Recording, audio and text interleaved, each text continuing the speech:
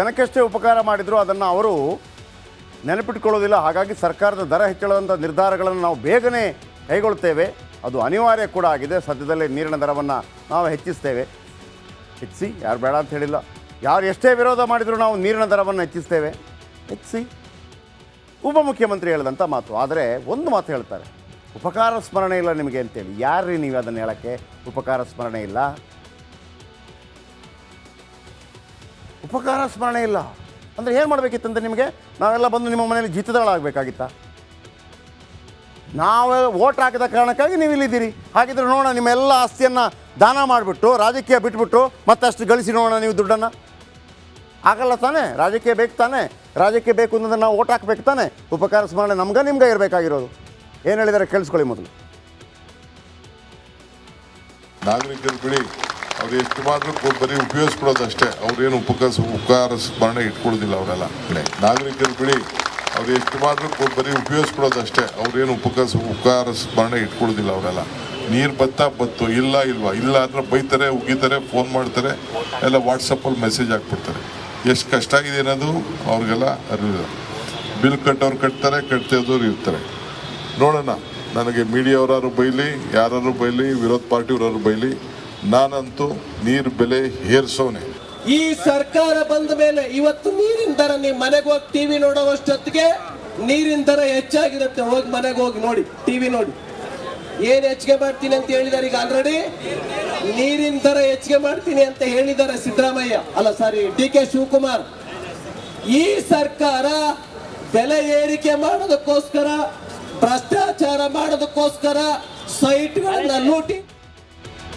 ಹೌದು, ಅವರು ನೀರಿನ ದರ ದುಬಾರಿ ಮಾಡಿದರು. ನೀವೆಲ್ಲ ರವಿಕುಮಾರ್ 4 ಜನ ಸೇರಿಕೊಂಡು ಅಲ್ಲಿ ವಾಯ್ಸು ಇಲ್ಲ, ಪ್ರತಿಭಟನೆ ಮಾಡಿದರೆ ನೀರಿನ ದರ ಕಡಿಮೆ ಆಯಿತು. ನಿಮ್ಮದು ಮುಗೀತು ಕೆಲಸ. ಇನ್ನು ಪಾಚ್ಕೊಂಬಿಡಿ ಹೋಗ್ಬಿಟ್ಟು. ನೀವೊಂದು ವಿರೋಧ ಪಕ್ಷ ಯಾವ ರೀತಿ ಹೋರಾಟ ಮಾಡಬೇಕು, ಯಾರಾದರೂ ಅಧಿಕಾರ ತಂದುಕೊಟ್ರೆ ಪುಕ್ಷಣ ಕೂತ್ಕೊಂಡ್ಬಿಡ್ತೀರಿ ಬೇಕಿದ್ರೆ ಅಲ್ವಾ? ಯಾಕೆ DK ಶಿವಕುಮಾರನ್ನು ಕಂಡ್ರೆ ಭಯ ಆಗುತ್ತೆ ನಿಮಗೆ ಟೀಕೆ ಮಾಡೋದಕ್ಕೆ? ಮಾಡಿ ಪಾದಯಾತ್ರೆ. ಆಮೇಲೆ DK ಶಿವಕುಮಾರ್ದು ನಾಗರಿಕರಿಗೆ ಉಪಕಾರ ಸ್ಮರಣೆ ಇಲ್ಲ. ನೀವೇನು ನಮಗೆ ಉಪಕಾರ ಮಾಡಿದ್ದು? ನಾವು ನಿಮಗೆ ಉಪಕಾರ ಮಾಡಿದ್ದು. ನೀವು ನೋಡಿ, ನಮಗೆ ಉಪಕಾರ ಮಾಡಿದ್ದು ಮೊನ್ನೆ TB ಡ್ಯಾಮ್ನಿಂದ 65 TMC ನೀರು ನಿಮ್ಮನ್ನು ಆಯ್ಕೆ ಮಾಡಿದ್ದಕ್ಕೆ 136 ಕೊಟ್ಟದಲ್ಲ ನಾವು. ಹಾಲಿಗೂ ರೇಟ್ ಜಾಸ್ತಿ, ಆಲ್ಕೋಹಾಲ್ಗೂ ರೇಟ್ ಜಾಸ್ತಿ, ಪೆಟ್ರೋಲ್ಗೂ ರೇಟ್ ಜಾಸ್ತಿ. ನೀವು ಜಾಸ್ತಿ ಮಾಡುತ್ತೀರಾ, ಮಾಡ್ಕೊಳ್ಳಿ, ಕಟ್ತೀವಿ ನಾವು. ಯಾಕಂದರೆ ನಮ್ಮಿಂದಾಗಿ ನೀವಿರೋದು, ನಿಮ್ಮಿಂದಾಗಿ ಅಲ್ಲ ಯಾರು ಕೂಡ. ಆದರೆ ಆ ರುಬಾಬ್ ಇದೆಯಲ್ಲ, ಅಹಂಕಾರದ ಮಾತಿಲ್ಲ. ಉಪಕಾರ ಸ್ಮರಣೆ ಇಲ್ಲ, ಅವ್ರಿಗೆ ನೆನಪು ಇರೋದಿಲ್ಲ. ನೀವೇ ನಿಮ್ಮ ಮನೆಯಿಂದ ತಂದು ಕೊಟ್ರ? ನಾವು ಕೊಟ್ಟ ತೆರಿಗೆ ದುಡ್ಡನ್ನು ನಿಮಗೊಂದು ಅವಕಾಶ ಕೊಟ್ಟಿದ್ದೀವಿ, ನೋಡ್ರಪ್ಪ ನೋಡ್ಕೊಳ್ಳಿ ಇಂತ. ಅಷ್ಟೇ ನಿಮ್ಮ ಕೆಲಸ. ಪೊಲೀಸಿನ ತಲೆಯಲ್ಲಿ ಒಂದು ಕ್ಯಾಪು, ಗನ್ನು, ಅದು ಎಲ್ಲ ನಾವು ಕೊಟ್ಟದ್ದೇ. ಉಪಕಾರ ಸ್ಮರಣೆ ಇಲ್ಲ. ಎಂಥ ರುಬಾಬ್ರಿ ಇವರಿಗೆಲ್ಲ. ಹೆಂಗಿದೆ ಅಂತಂದರೆ ಇವ್ರ ಮನೆಯಿಂದೆಲ್ಲ ತಂದಾಕ್ಬಿಟ್ಟು ನಮಗೇನೋ ಕೊಟ್ಟಿದ್ದಾರೆ ಅನ್ನೋ ಕಾರಣಕ್ಕಾಗಿ. ಬೆಂಗಳೂರು ನೋಡಿ, ರೋಡಲ್ಲಿ ಹೆಣ್ಮಕ್ಕಳನ್ನು ಚುಡಾಯಿಸ್ತಾ ಇದ್ದಾರೆ, ಕೊಲೆ ಆಗ್ತಾ ಇದೆ, ಗಾಡಿ ಕಲೆಸೀತಾ ಇದ್ದಾರೆ. ನಿಮ್ಮನ್ನು ಆಯ್ಕೆ ಮಾಡೋದಕ್ಕೆ ಉಪಕಾರ ಸ್ಮರಣೆ ಇಲ್ಲ ನಿಮಗೆ. ಸರಿ ಮಾಡಬೇಕಾಗಿತ್ತು ನೀವು. ಈ ನಡುವೆ ನೀರು ದುಬಾರಿ ಯಾಕೆ ಹೇಳ್ಬಿಡ್ತೀನಿ. ಆದಾಯ ಕುಸಿತಗೊಂಡಿದೆ, ಜಲಮಂಡಳಿ ಆರ್ಥಿಕ ಸ್ಥಿತಿ ಹದಗೆಟ್ಟಿದೆ, ಅದನ್ನು ದಾರಿಗೆ ತರಕ್ಕೆ ಬರ್ತಾ ಇಲ್ಲ ಇವರಿಗೆ. ವಾಲ್ಮೀಕಿ ನಿಗಮದಲ್ಲಿದೆ 90 ಕೋಟಿ ಫುಲ್ ಮೀಲ್ಸು. ದುಡ್ಡಿದ್ದ ಇಲಾಖೆದ ಎಲ್ಲ ತಿಂತ ಹೋದರೆ ಮತ್ತೆ ಹೆಂಗೆ ಅಭಿವೃದ್ಧಿ ಮಾಡೋದು? ನೀರು ಪೂರೈಕೆಯಿಂದ ಬರುವ ಬಹುತೇಕ ಆದಾಯ ಖರ್ಚಾಗ್ತಾ ಇದೆ, ಓಕೆ. ಜಲಮಂಡಳಿ ಆದಾಯ 70% ಕರೆಂಟ್ ಬಿಲ್ಗೆ ವ್ಯಯ ಆಗ್ತಾ ಇದೆ, ಓಕೆ. ಮಾಸಿಕ 110 ಕೋಟಿ ಆದಾಯದಲ್ಲಿ 80 ಕೋಟಿ ಕರೆಂಟ್ ಬಿಲ್ಗೆ ಹೋಗ್ತಾ ಇದೆ, ಓಕೆ. ಜಲಮಂಡಳಿ ಸಿಬ್ಬಂದಿ ವೇತನ, ಕೊಳವೆಬಾವಿ ಕಾಮಗಾರಿ ವೆಚ್ಚ, ಆರ್ಥಿಕ ವೆಚ್ಚ ಸರಿದೂಗಿಸಲು ನೀರಿನ ದರ ಏರಿಕೆಗೆ ಪ್ರಸ್ತಾವನೆ. ಗೃಹ ಬಳಕೆಯ ನೀರಿನ ಮೇಲೆ 30% ರಿಂದ 40% ಏರಿಕೆ ಸಾಧ್ಯತೆ. ವಾಣಿಜ್ಯ ಬಳಕೆ ನೀರಿನ ದರ 45% ದರ ಹೆಚ್ಚಿಸುವ ಸಾಧ್ಯತೆ. ದರ ಹೆಚ್ಚಿಸಿಯೇ ಮಾಡಬೇಕು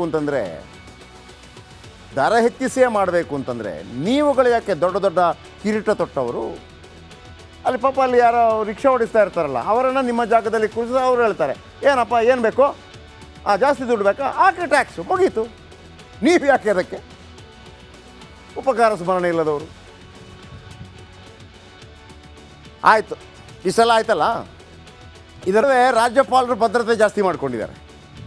ರಾಜ್ಯಪಾಲರಿಗೆ ಬುಲೆಟ್ ಪ್ರೂಫ್ ಕಾರ್ ಇದೆ, ಯೂಸ್ ಮಾಡ್ತಿರಲಿಲ್ಲ ಯಾರು ಕೂಡ, ಬೇಕಾಗಿಲ್ಲ ಅಂತೇಳಿ.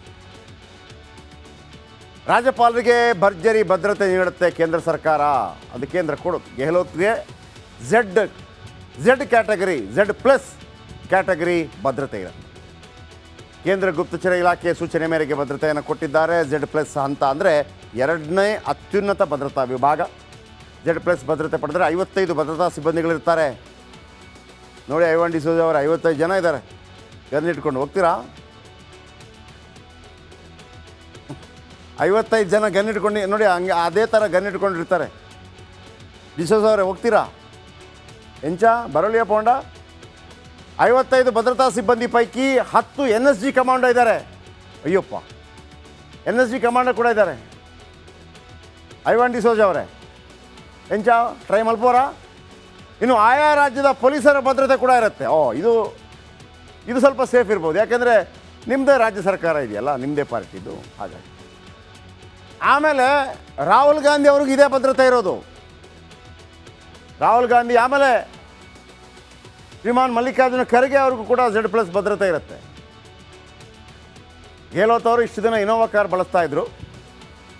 ಆಡಳಿತಾರೂಢ ಕೈ ಶಾಸಕರಿಂದಲೇ ದಾಳಿ ಬೆದರಿಕೆ ಬಂದ ಕಾರಣಕ್ಕಾಗಿ ಬೆದರಿಕೆ ಬೆನ್ನಲ್ಲೇ ಕಾರ್ ಬದಲಿಸಿದ್ದಾರೆ ರಾಜ್ಯಪಾಲರು. ಈಗ ರಾಜ್ಯಪಾಲರಿಗೆ ಬುಲೆಟ್ ಪ್ರೂಫ್ ಕಾರ್ ವ್ಯವಸ್ಥೆ ಮಾಡಲಾಗಿದೆ. ರಾಜಭವನದ ಸುತ್ತಮುತ್ತ ಭದ್ರತಾ ವ್ಯವಸ್ಥೆ ಮಾಡ್ತಾರೆ.